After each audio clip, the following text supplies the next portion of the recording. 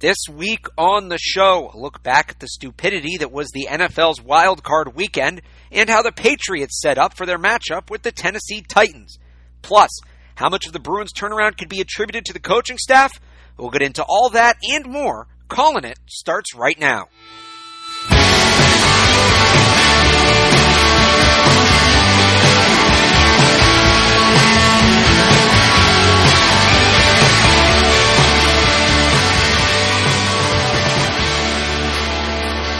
And welcome into the Calling It podcast. Another week. It is our second episode already of 2018. Hard to believe, but I want to thank everybody for joining us. And joining us on the Work Zest hotline in for Alex Lebowitz today is Matt McCarthy of 98.5, the Sports Hub. Matt, thanks for helping out today. Always happy to be on, Alex. So, of course, we had to get a show in today. We finally, for the first time it feels like in the 3 weeks, have a real football game to preview because what was Patriots-Jets. But we know the Patriots' opponent in the divisional round, much like it was back in 2003. It will be the Tennessee Titans after they, well, you could say they defeated the Kansas City Chiefs, or the Kansas City Chiefs lost, and we'll get into that later. But Titans will make their way to Foxborough Saturday night. And let's start right here, Matt. I honestly feel like this is the best possible draw the Patriots could have gotten. Yeah, it's interesting that you build this as a real football game because the Tennessee Titans are not a real playoff team. In terms of stakes. No, I totally get what you're saying. I couldn't agree more. This is easily the best matchup that the Patriots could have gotten. I don't think Buffalo's any good either, but it's a division matchup, and division matchups are always just a little bit more difficult. I don't think Tennessee is deserving of a playoff spot at all, despite the fact that they came back and beat the Chiefs. But as you said, Kansas City lost that game. The Titans really didn't win it. Yeah, Marcus Mariota made some plays, but I don't think this Titans team is very good at all. Decent defense. They can run it a little. I mean, Derrick Henry, granted, he went for 150 yards, but does anybody think he's, the best running back in the playoffs? Look at divisional weekend. I mean, he's probably not even the best running back in the AFC. He's probably the worst running back of the four teams that are starting running backs in the AFC playoffs. So, all right, see, I think you're going a little far there. I think Henry's a very good player, and the one thing that scares me about this game is the Titans' running game. They have an excellent running game. We don't know if DeMarco Murray's going to play. He has a knee injury, and obviously when they have those two back there, it's another story.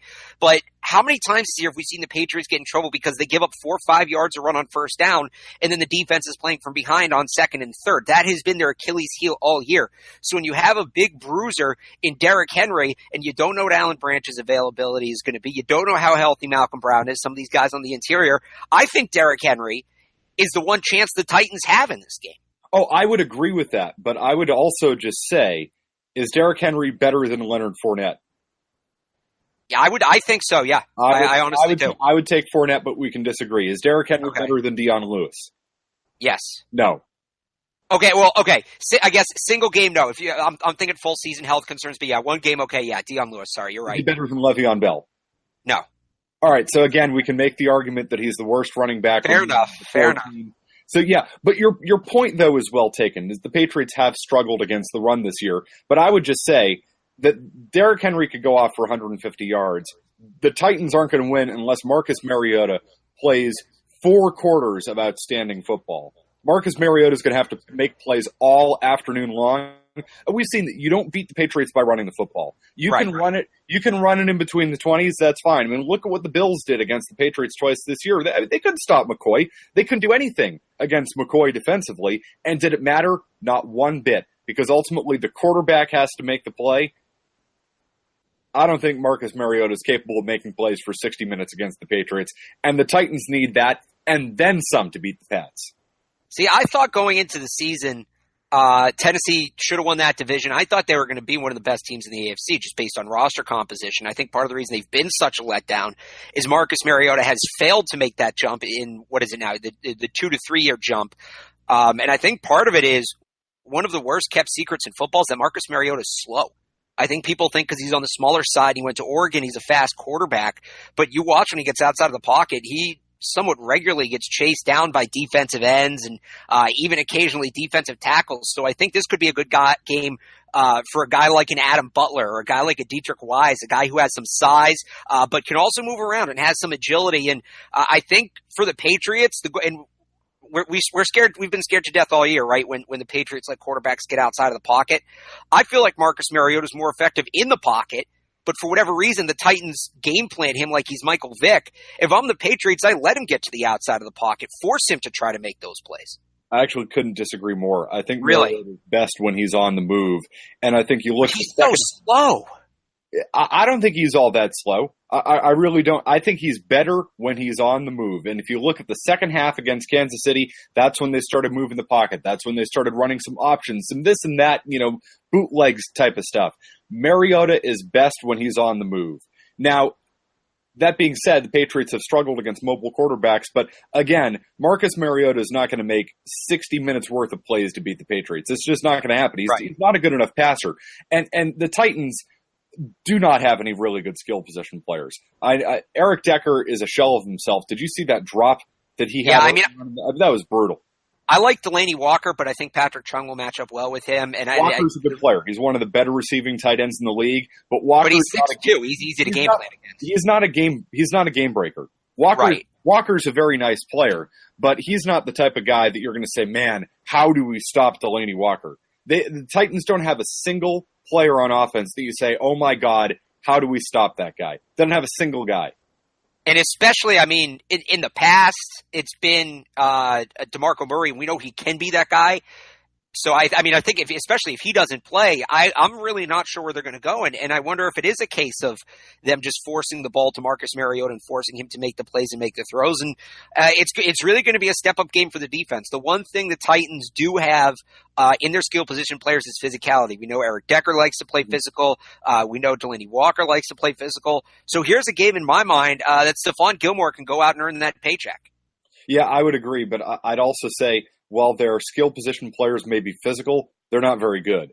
Their wide receiver core is not good at all. So long as you keep Malcolm Butler away from Eric Decker, because we know what Decker has done to Butler in the past, I'm not concerned about it. I'd put Gilmore on Butler. I'd put Gilmore on Decker. I'd put Butler on Rashard Matthews or this kid Jones. Really, when you run down the list of their wide receivers, it's not exactly Swan and Stallworth out there. I might even put Gilmore on Delaney Walker and just take that away. Yeah, true. You've got a lot of options, although the Patriots are so good at safety. You could put Porty on him. You could put Chung on him. I'd rather just put Gilmore on Decker, and in theory, take him away. Now, granted, we've seen, Gilmore struggle at times this year. He's had 2 weeks to study that playbook. Maybe he'll finally learn it. Yeah, no kidding. The Titans offense ultimately, though, Alex, it just does not scare me at all. As I said, the only chance that they have is that Mariota is going to have to be spectacular for 60 minutes, make plays with his legs, do everything that he did in the second half against the Chiefs, and then some, because even if he does what he did against the Chiefs in that second half, that's still not enough to beat the Patriots. That might be enough to beat Alex Smith and Andy Reid and the Kansas City Chiefs. That's not enough to come here in Foxborough and win. And how are you feeling on the other side of the ball? Titans they do have a decent pass rush, which is obviously, you start hitting Brady and he's going to get flustered. But Logan Ryan concern you at all? I've seen a lot of talk on Twitter that people are worried about the Logan Ryan revenge game. I was never a big fan of Logan Ryan when he was in New England. I think his strategy of play 5 yards off your man, let him catch the ball and make the tackles all well and good. But that's exactly what the Patriots want you to do. I'm wondering, first of all, who he's going to be matched up on, and second of all, if he's going to play more aggressive than we ever saw him in New England, because that's really the Titans aren't going to win this game. And we saw them kind of do it against the Chiefs. They took the Patriots stance, bend, don't break. They kind of let them work up the field and then held them to field goals. You can't do that against the Patriots. As much as they've struggled in the red zone, remember, this is the playoffs. It's going to be a different team. They're going to use Rob Gronkowski more. They're going to have all four running backs probably healthy for the first time in, 4 or 5 weeks? So Logan Ryan's one of the best players on their defense. I like Arakpo. Adoree Jackson as a rookie. I know he didn't have a great game against Kansas City, but he is a player I do think you have to be aware of on the field. But I don't see one matchup on that side of the ball that favors the Titans defense. Yeah, listen, they're a very good unit. That's the reason why they're in the playoffs. They do have a good defense. I don't see them having an answer for Rob Gronkowski. Wesley Woodyard's a good player. Logan Ryan, as I said, is a good player. Obviously, Jarrell Casey is a very good player on that defensive line. But ultimately, I don't think, this is a good unit, but it's not a great unit. Like, that Jaguars defense is a great unit. It's the reason why the Jaguars are in the playoffs. Clearly, as we saw yesterday, it's certainly not that offense. They don't have those, I think their corners are good. I like Ryan a lot more than you do. But again, Logan Ryan is a guy who's better against bigger receivers. So if they're going to play matchups, if Chris Hogan's in the game, I mean, that's obviously I think the matchup that they play with Ryan, if they know how to use him. I would take that all day because I don't think Logan Ryan's fast enough for that matchup. I think we overrate Chris Hogan's speed. I think we always have. I think Logan Ryan's a very good player. I mean, again, this guy went toe-to-toe with Julio Jones, granted with help over the top, but Logan Ryan's a good player. I think, once again, I don't see an answer for Rob Gronkowski, and I don't see them having an answer for the Patriots running backs out of the backfield. I think it's going to be a lot of the offense that you saw when the Patriots were really clicking in the middle of this season. It's Gronk, it's the running backs. Maybe the wide receivers will get theirs on the outside, but I don't see the wide receivers being that big of a part of this game plan. I really don't, because I think they're going to attack the middle of that field against the Titans. And that's if you remember back, for those who don't know, Titans defensive coordinator Dick LeBeau was the defensive coordinator in Pittsburgh for, most of the Patriots run, 2004 to 2014. I saw the number today, 3-10, 3-12 all time against Brady. So I wonder how much of that zone and how much of that Pittsburgh look we're going to see. And if that's the case, game's going to be over at halftime. Yeah, if Dick LeBeau is going to come out and do what he's always done against Tom Brady, this game is going to be a complete blowout instead of just a blowout maybe later on. As you can tell, I really don't think the Tennessee Titans have much of a chance of coming in here and winning. But yeah, I was looking up Brady's stats against LeBeau defenses earlier today. He's 6-2 against LeBeau. Let's see, I had him here. It's just it's pretty impressive. He's got a 68% completion percentage. If my Twitter would load up here. I think it's 19 touchdowns, 3 interceptions. Yeah, here we go. Yeah, 19 touchdowns, 3 interceptions, 68.3 completion percentage, and averaging 312 yards a game. That's not too bad. If he puts up those numbers, we're looking at the game over.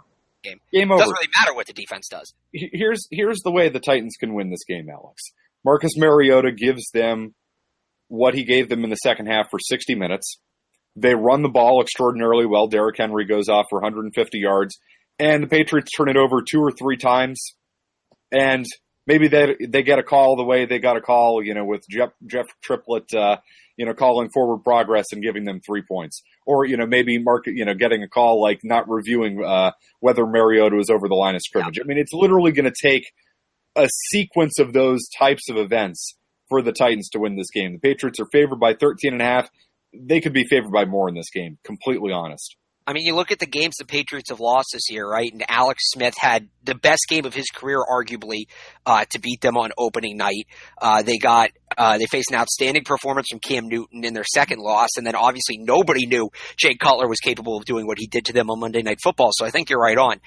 It's going to take the best game Marcus Mariota's played his entire career, and then something, for them to beat the Patriots, because frankly, the Titans are lucky they're here.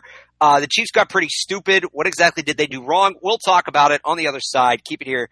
You're listening to Calling It, powered by CLNS. Calling It is brought to you by American Broadcast Coaches, training the next generation of media talent and communicators. For more information, check out AmericanBroadcastCoaches.com.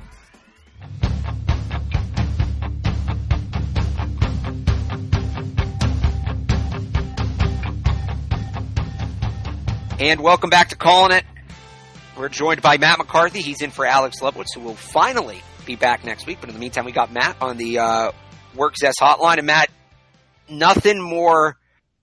This weekend was really a great reminder of how lucky Patriots fans are to have Bill Belichick, because yes, it's finally playoff football. Yes, in theory, it's supposed to finally get competitive, but I found myself yelling at the TV a lot this weekend.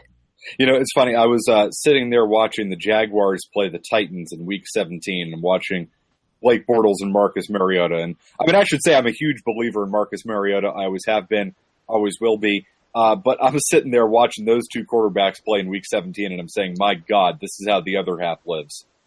Yeah, it really is wild. I want to start, though, with the game Sunday night, the Saints and the Panthers game, because that was as far from playoff football as you will see. And it really started towards the end of the game there. First off, you had the Saints going for it on 4th and 2 when they had a chance to kick the field goal and put the game away. I think they're at like the 30-yard line, but it's indoors. They were out of field goal range. They were just on the other side of midfield, weren't they? No, I think they were closer than that. I'm pretty sure they were, right around the 40-yard line, and they'd had their kicker hit from 58 earlier in that game. It was a stretch, but it was makeable. You don't want to miss from there, because then all of a sudden you're giving them the ball at midfield, which is, of course, exactly what they did by... Right, exactly. So then you take the delay and punt, right? So Sean Payton decides to go for it. You have the Panthers intercept the football instead of just knock it down, which cost them 15 yards. And you think, how hard is it in this league? All you have to do is fall over and drop the ball, and they'll call it incomplete. It doesn't matter how long you were holding it standing up, right? So had a chance to break, survive the ground, didn't do it. The Panthers then they start driving down the field. They were down 5. They have all the momentum. They're moving down the field. Looks like things are going well. And then on a 3rd and I think it was 11, Christian McCaffrey just sets an Ole block, showed no interest in blocking his man. Cam Newton gets the ball away. It's called intentional grounding, 10-second runoff. They back the ball up. That penalty was on 2nd down, because on 3rd down, he threw a ball to Devin Funchess. That Funchess could have caught, but made no effort to go for the ball. It looked like he only wanted the pass interference.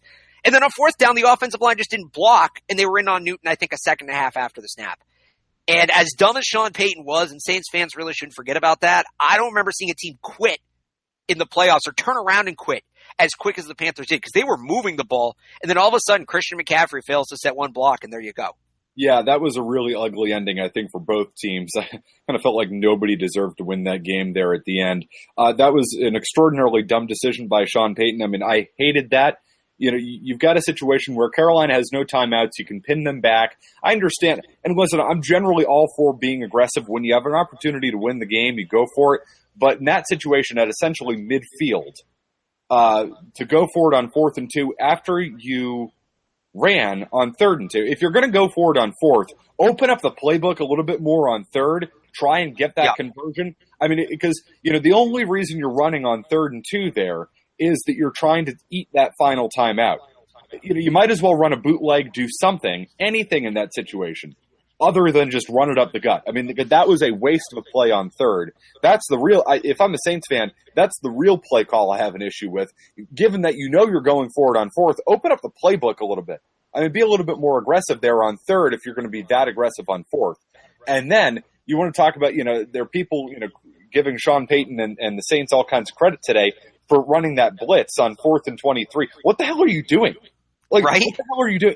If Cam Newton pays attention and realizes that they're blitzing and directs the protection and they pick up that blitz, he's going to have a one-on-one matchup somewhere on 4th and 23. Well, not just that. It's 4th and 23. You're going with the hook and ladder. So leaving anything less than 6 guys back. And where the clock was, it really was 4th and goal. They didn't have time to run 2 plays. Yeah, exactly. You're leaving way too much space out there. Way too much space. So now, but, again, Carolina's stupid. They don't pick up the blitz. They don't, pay attention to the play. The Saints go out there with a victory. So I guess we shouldn't criticize the Saints for being stupid, because the Panthers were equally stupid. I don't know if the Panthers were stupid. I think they just gave up physically. They weren't putting any effort into their blocks. That Devin Funchess one still sticks with me, because that was a very catchable ball. Yeah, that was not great. And, you look at, and I don't know who the Saints defender was, the corner. He just lets his guy go. He lets his guy go, lets the safety pick him up. I need to see the play again. I don't think he had any reason to let him go. Funchess should have been double covered in the end zone on that play. Instead, he had a play on the ball and didn't go and try to make it. It looked to me like the defender was worried about getting called for holding or pass interference or whatever, and it was one of those where they back up and put their arms up. And I think Funchess was just expecting the flag, and he didn't bother to go for the ball.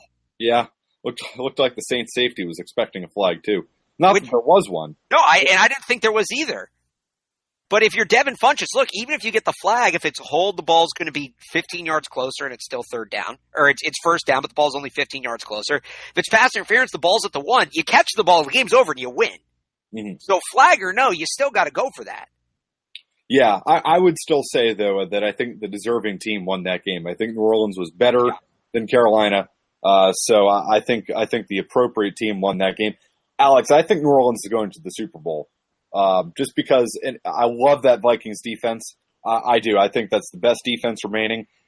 but I just still can't buy in on Case Keenum. You know, I cannot buy in on Case Keenum. So I think there's a very good chance that New Orleans hosts the NFC Championship against Atlanta and then goes to the Super Bowl.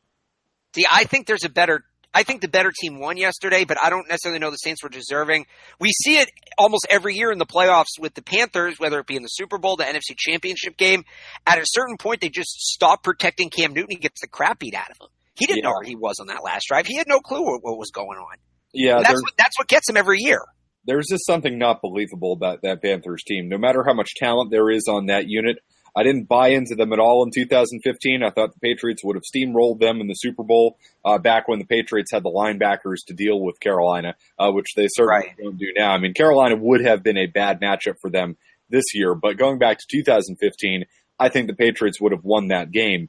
But there's just Carolina lacks that it factor, and I don't know what it is about them, but you feel like they're going to choke, or you feel like they're not going to show up, or they're not going to do the right things to win at the end. That was the story of the Super Bowl for them against the Broncos. They just didn't do the right things, and yesterday is a perfect example of it too.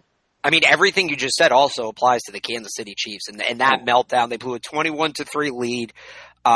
It was 28 unanswered by the Titans right in that game. They allowed a quarterback to catch a touchdown pass from himself. You can go back and forth, I think, with that Saints-Panthers game over whether it was won by the Saints or lost with the Panthers. I think it's pretty clear that the AFC game was lost by the Chiefs. I wouldn't say the Titans won that game. I would say the Chiefs lost it. The play calling was ridiculous. They only ran the ball 15 times. And they've argued, Kareem Hunt didn't touch the ball 4 times in the second half. It was classic Andy Reid. Eagles fans will bitch about him not giving the ball to either Deuce McAllister or LaShawn McCoy or Brian Westbrook in the playoffs. Said he didn't give him the ball enough. A couple years ago, they were upset Jamal Charles didn't get the ball enough in Kansas City. I don't know what it is about the playoffs, but Andy Reid just gives up on the running game. Yeah, and I will give him credit for this.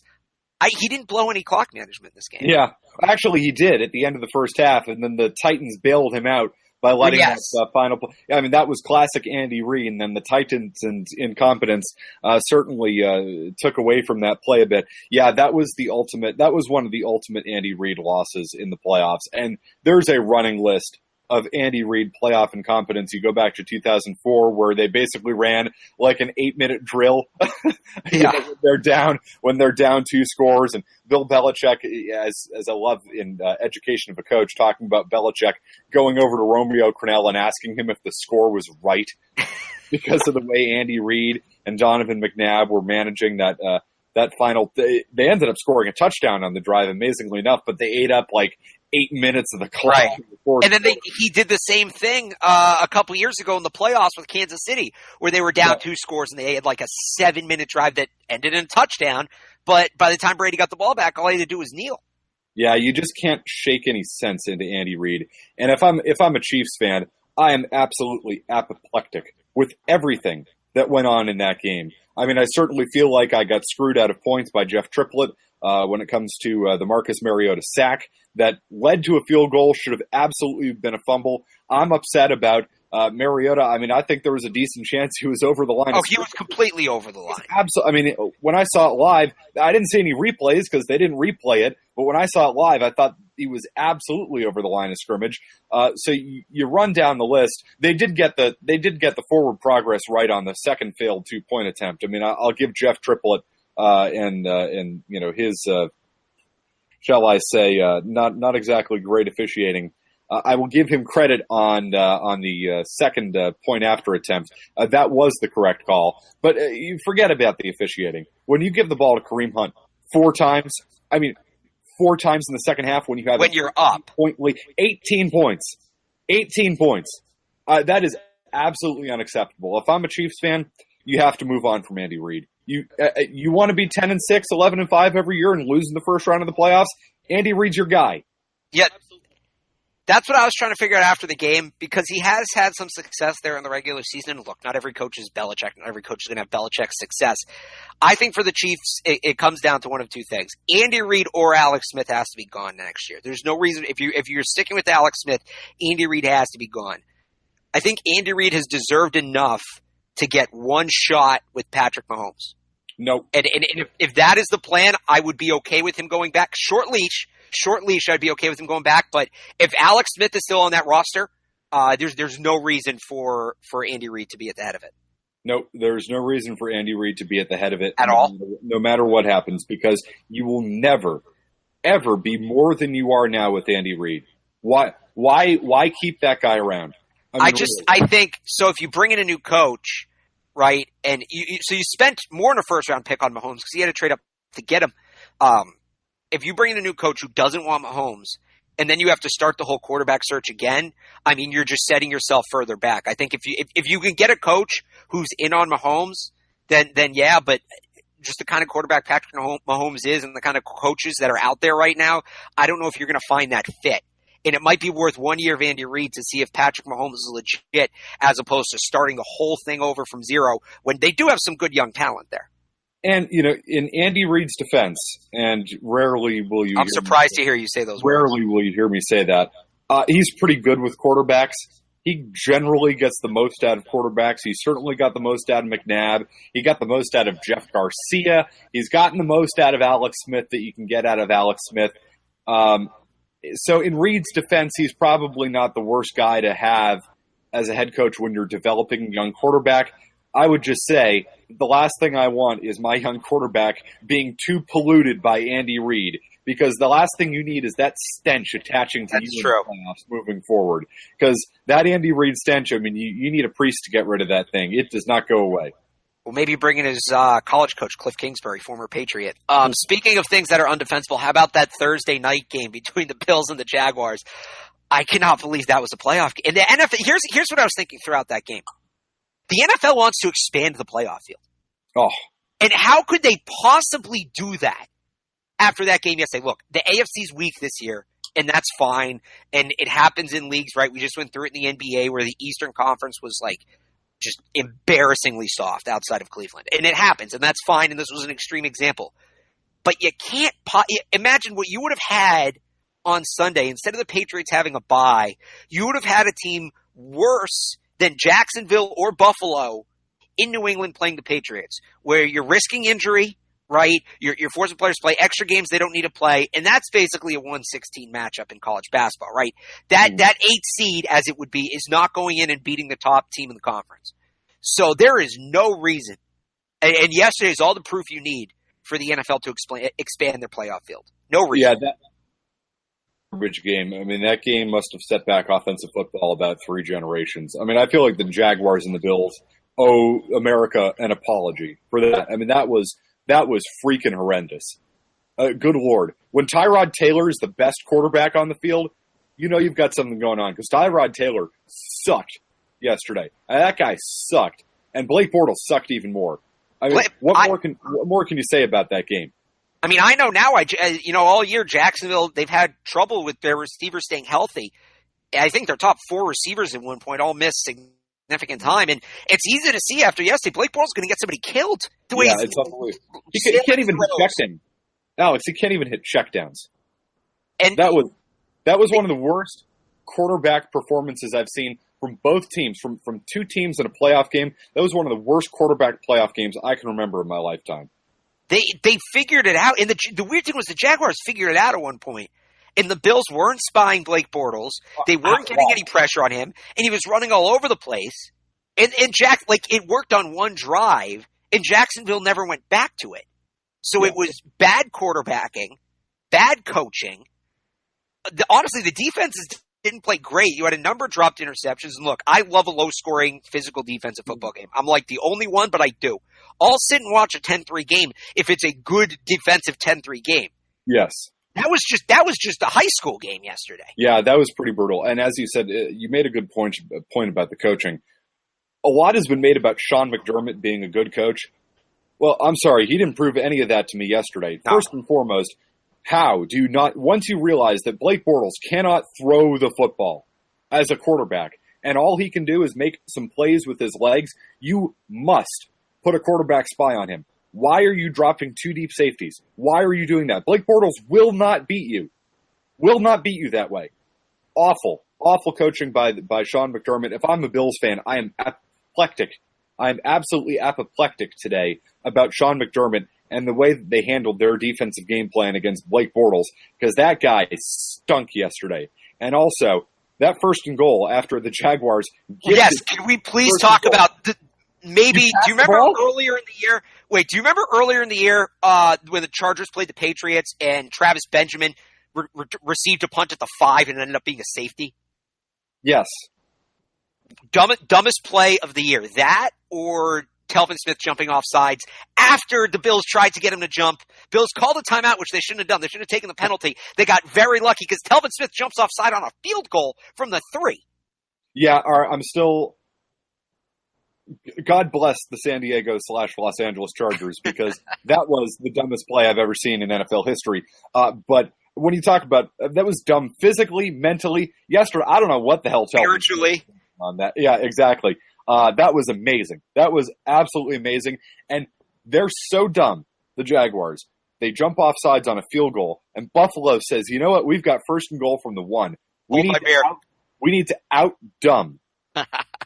Out-dumb the Jacksonville Jaguars. We're going to pass. We're going to pass with Tyrod Taylor. And what does Kelvin Benjamin do? He punches Jalen Ramsey, essentially, and Jalen Ramsey still makes the play. And don't the Bills have Mike Tolbert? And I know they love to throw slants to Mike Tolbert on 3rd and 8, and that's all well and good.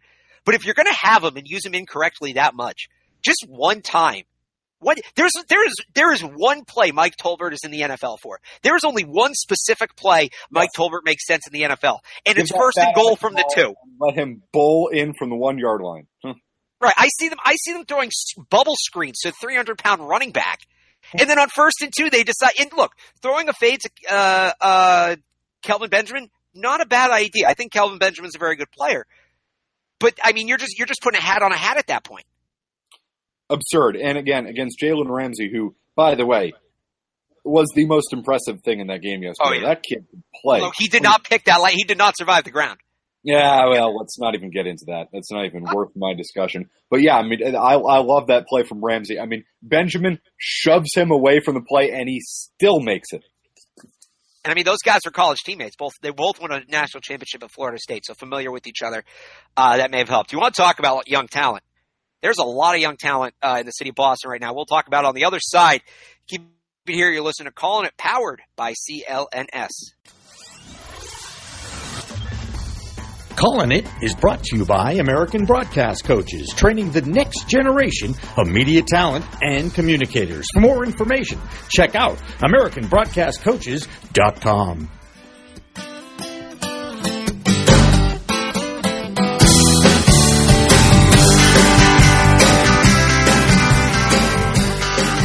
And welcome back to Calling It, January 8th edition, mostly an NFL playoff edition, and for it we are joined on the WorkZest hotline by Matt McCarthy in for Alex Lebowitz. Mostly NFL playoffs, but it is worth talking about. The youth movement in Boston really flexed its muscles this past weekend. Big-time victory Monday for the Celtics and the Bruins, the Patriots. The annual week off as it's come to be, but gave everybody a chance to watch the other two teams, and they did not disappoint. You had the Celtics win that thriller down in Brooklyn, in which Jason Tatum hit maybe the 2 clutchest shots of his career so far, the big dunk and then the 3-pointer. And you had the Bruins, although they lost Sunday night to the Penguins in overtime, they picked up a point against a tough team. And before that, they obliterated the Ottawa Senators. I think, what was it, Matt, 7-1? They beat Carolina 7-1. Carolina, sorry. Got the colors right. Ottawa twice in the last few weeks. The Bruins, I saw there was a chart out from one of those I don't remember the name of the website, but it was one of those Hockey Sabermetrics websites. The Bruins have they gave the Bruins the biggest chance to win the Stanley Cup at like 19%. They had the second highest playoff odds in the Eastern Conference and the best cup odds of any team in the league. Yeah, I don't think that's a stretch at this point. Yeah, I'm not quite sure I'm buying in on the Bruins as a Stanley Cup contender yet, but I will say it is hockey. Anything can happen when you get in the playoffs, more so in hockey than any other league or any other sport. But I think what you've seen the Bruins do this year is jump from a fringe playoff team to a team that is most certainly a playoff team, and maybe is one of the better teams in the Eastern Conference. I mean, this is not a 6 through 8 kind of playoff bottom dweller team, and they're better than that. if you're not buying in on the Bruins right now, I think you're not paying attention, because this team has that it factor.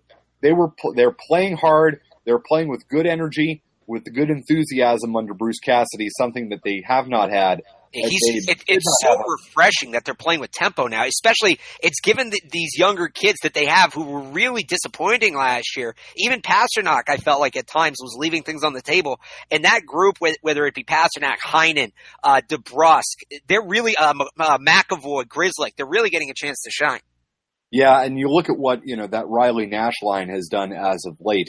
It just really gives the Bruins another option. I mean, hell, David Backes, who I think we've all criticized, and rightfully so here, what he's been able to do on the Nash line, the fact that they can roll out three lines that you feel pretty decent about, with Krejci now back and healthy, playing alongside DeBrusk, and why am I drawing a blank on who's on Krejci's right wing?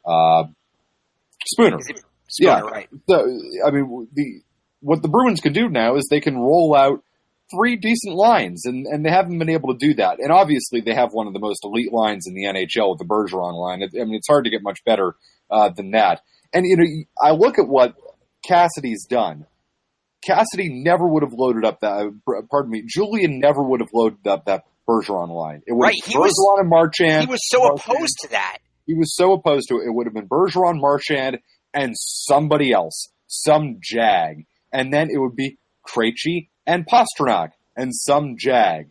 No, now you've got an elite, bona fide, top NHL line out there with that Bergeron line, and they've been able to fill it in, down below. I mean, Julian never would have put Spooner and DeBrusk alongside Krejci at that second line, but you know what? It works. It works because your first line is so damn good. Yeah, it was. We would never see Pastrnak with those two, and I always wondered why Julian wanted to do it. And I get spreading out the talent, but it's nice that they're actually playing to their skill set now and not trying to play some outdated system. But of course, a lot of the help is Tuukka Rask. And look, I think Tuukka Rask at times is a top 3 goaltender in the world. At times, he's looks like his game is absolutely behind him, and he's not going to give you anything. He's probably the streakiest goaltender in the world. His highs are as high as anybody else, but his lows are as low, and they're just getting kind of lucky. Not lucky, but they were able to capitalize on a Tuukka Rask hot streak, and I like now they're resting him a little more, because how many times have we seen them have a chance, and then come May, Tuukka Rask is just he's dead, he's done, he's got no energy left. So they're doing a better job of managing that. For all the turnaround they've had this year, and as great as the young kids have played, I really think Cassidy deserves the most credit for the change in the organizational philosophy. I couldn't agree more. I mean, it was just so clear that Julian, who was a very good coach, Claude Julien was a very good coach, but it was clear that he had lost the room and that they were never going to get more under Julien than what they had already gotten. And it was never going to trend in the right direction under Julien here ever again. And they made the move. And you see what essentially the same team is doing. They're just responding. Now, but again, with Cassidy, if a young player makes a mistake or if a young player is struggling, yeah, he sends him up to 9, but he brings him right back. Torrey Krug, struggling. He takes him off the 3-man unit against the Capitals. But he's right back out there. Last night there in overtime, who's out there with that first 3-man unit? It's Torrey Krug. Yeah, you're struggling. Take a seat, but I'm not going to bury you. And that's what Claude Julien would have done. And this team absolutely has responded to Bruce Cassidy as their head coach. And then, of course, on the other side, worth mentioning, because they're probably the best team, second best team in basketball, is the Boston Celtics, and they continue to roll. The Lakers are the second worst team in the NBA. Everything really working out for the Celtics the way it is. And I don't know about you, Matt. Maybe this is the pessimist in me or the realist in me.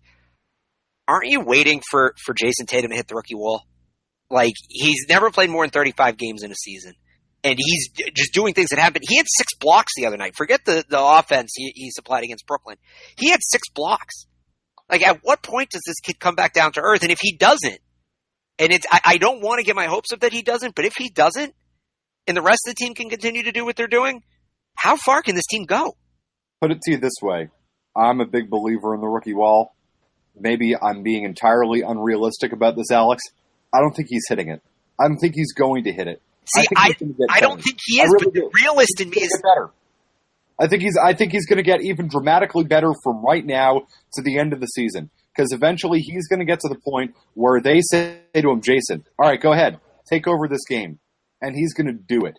We've seen him make how many big plays in the fourth quarter? I mean, the Charlotte game, he scores 10 points the other night against Brooklyn. I mean, makes those two big plays at the end. Defensively against Houston. We've seen him hit clutch shots, come up big in the fourth quarter, but I haven't seen him do that. I haven't seen him just dominate a game. And you know what? It's coming. And he hasn't done it yet because he's 19 years old. But this kid is legit. You see the difference. I know there are a lot of people out there who like Jaylen Brown. Jaylen Brown is fine. Jason Tatum is special. Oh, yeah, I know. I think we're past that point now. And I wasn't a huge fan of the Jaylen Brown pick. I see why people like it. His raw athleticism, outside of the NFL, you don't really see that often. But sometimes, to me, those guys, they get caught up in the athleticism, and it turns out they're not actually good basketball players. I'm not necessarily saying that's Jaylen Brown, but I feel like he's a type. Jason Tatum's not a type. I find myself struggling to compare Jason Tatum to anybody currently in the NBA. And there's the one I keep going back to, and maybe it's just because, I'm a Boston homer or whatever, but it's Paul Pierce. Yep. Pierce. It's the body. It's the length, it's the scoring ability, it's the polish to his game. It's everything. I mean, he rebounds well, he defends well. I mean, it's everything. I think Pierce is the closest comp. I mean, I really do. I'm not saying he's going to be Pierce, but I understand why people look at his game and you say, I'm reminded of the style of Pierce's game. But he's more athletic than Pierce. So, looking ahead at the schedule here, January 27th, the Celtics, midway through a West Coast trip, will pay a visit to the Golden State Warriors. I said back in October, I don't think the Cavaliers have what it takes to beat the Celtics this year because I don't think LeBron's going to care in the playoffs for the first time in a while. I think he's already mentally checked out. I think he's gone. So I'm going to handcuff myself to that. I think we do see Celtics Warriors come June. Where are you on that? I still think the Cavs get it done. I still think the Cavs win the Eastern Conference. That being said, you can convince me otherwise with the way the Celtics play down the stretch of this season. I don't think they're as good as they played during that 16-17 game winning streak, and I don't think they're as bad as they played for a good portion of the month of late November, early December. It's somewhere in between. Where that somewhere is does that make you better than the Cavs? I don't know. I haven't seen enough yet to say truly. Well, let me ask you this. When they blew out the Cavs a couple weeks ago, or last week, was that game more indicative of who the Celtics are or who the Cavs are? It was indicative of neither. I would say it was neither because I haven't seen what the Cavs look like with Isaiah Thomas fully healthy yet. See, I think they're going to trade Isaiah. Maybe that's just me, but I wouldn't be surprised. I feel like for them it's all about appeasing LeBron. Yeah, I mean, I wouldn't be surprised either. But again, if Isaiah's there, obviously that gives the Cavs another scorer that they wouldn't have. You're not going to hold LeBron to 19 points. LeBron had 18, 19 points that night. Second night of a back-to-back. I can't look too much into these one-game performances against the Cavs. I've seen them do it, enough times over the last few years where they have those one-game performances against the Cavs. And then they have other times where they get blown out by the Cavs. And when it comes down to it in the playoffs, they haven't been on the same planet. I think they're on the same planet. I think they're in the same universe. I think they're on the same continent as the Cavs. They might even be in the same city, the same state, the same zip code. But I still haven't seen it yet. And I'm not going to sit here right now and say that game a week ago against the Cavs is the proof in the pudding that the Celtics are truly better than them yet. I haven't seen what the Cavs are fully capable of this year, and I haven't seen what the Celtics are fully capable of this year because I don't know if they're going to add a scorer off the bench, be it Gordon Hayward if he comes back, or if they go out and they add somebody else. All right, speaking of making moves and adding somebody, well, we have you here. Before we wrap it up on Calling It, do love talking baseball with you. So, we're recording this Monday, January 8th. Today, the Red Sox avoided arbitration with Carson Smith. Signed him to an $850,000 contract. It's their third move of a blockbuster offseason, in addition to re-signing Mitch Moreland and re-signing Stephen Wright, who knows if he'll even be able to play at the beginning of the season. I know it's kind of been a quiet hot stove all around this year, but please tell me you're concerned about the lack of movement.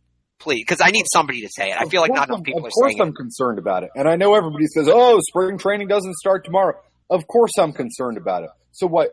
Let's say you go out and sign J.D. Martinez, and I have made myself very clear on this program and on many others, Alex, how I feel about J.D. Martinez. I think there is no way he'll ever replicate what he did in 2017. He can't stay healthy. It would be a horrendous signing by the Red Sox, although it might provide them with some immediate impact in the lineup. Even if you go out and sign J.D. Martinez, you are still not close to the Yankees, the Astros, or the Indians in the American League. You are still clearly the fourth best team. You're still not good enough on offense. I don't know if your bullpen's good enough. I don't know if your starting pitching is good enough. They might be good enough for 162, but again, none of those guys have ever done it in the playoffs. They've got problems. What is the Red Sox opening day rotation right now? Sale, Price, Pomeranz, Porcello, Rodriguez. Yeah, that doesn't move anything. It doesn't move the needle for me. That's concerning to me. It's fine. It's a nice rotation for a 162 game season. But when you get right down to it, Porcello's not going to get it done in the playoffs. Pomeranz isn't going to get it done in the playoffs. David Price, although he has the talent to get it done in the playoffs, never has as a starting pitcher. And Chris Sale, again, obviously it wasn't a great start in Houston. He was much better out of the bullpen. He did give up that home run to Bregman. But again, he's never done it. He has never done it. And Eduardo Rodriguez, as much as I want to believe in him, I think he kind of is what he is, which is a fine pitcher for the regular season. But again, he cannot stay healthy. So again, that's the type of rotation that gets you through 162 games fine, and you do well with them. And it's the type of rotation that pees down their legs in the playoffs. That's what it is.